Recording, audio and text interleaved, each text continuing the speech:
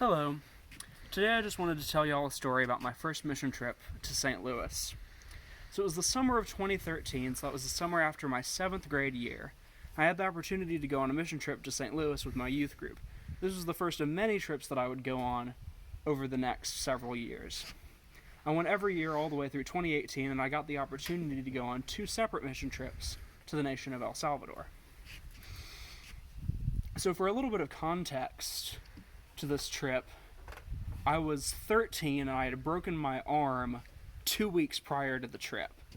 It was one of my first times being somewhere for a couple of weeks without my parents.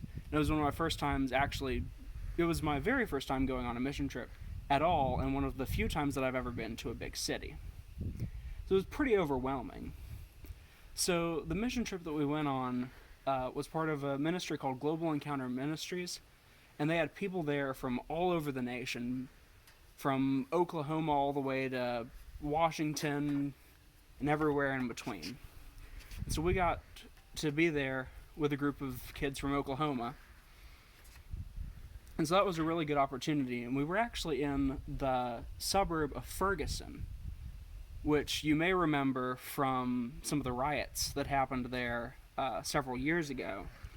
And we had actually been there in the city of Ferguson a couple of weeks before the riots all started. And so that was just really kind of overwhelming, and I wasn't really sure what was going to happen and everything.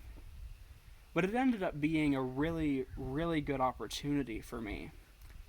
So some of the kind of bad things that happened on that trip was, I broke my arm a couple of weeks previously, and I was still in the full arm cast while I was there, so every time we had to go to the showers and everything, I had to wrap my arm up in this big plastic bag and tape it on there. And it was a whole process to get the stupid thing on and off and everything. And I couldn't do a lot with the kids because my arm was broken, so I couldn't swing around on the monkey bars with them or anything like that. So that was just a whole process. And then all the way up there, 2 of the girls that went on the trip with us were horribly sick. They vomited 3 or 4 different times on the way up there, and we ended up having to stop a couple of times to clean out the vans because they'd just gotten vomit everywhere. It was pretty intense. And then the last day that we were there, one of the people in our group got bitten by one of the kids' dogs. It just came up and just bit her right on the hip. And so she had to go and get 6 or 7 rabies shots into her abdomen.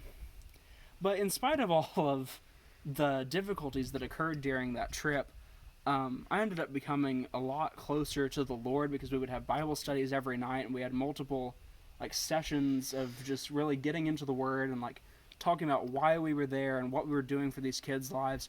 And a lot of these kids had really terrible home lives. They came from separated homes or other drugs and crime and everything, and their worlds were kind of turned upside down, and you could see the hope return to their eyes whenever we came there and we fed them and we talked to them about the Lord.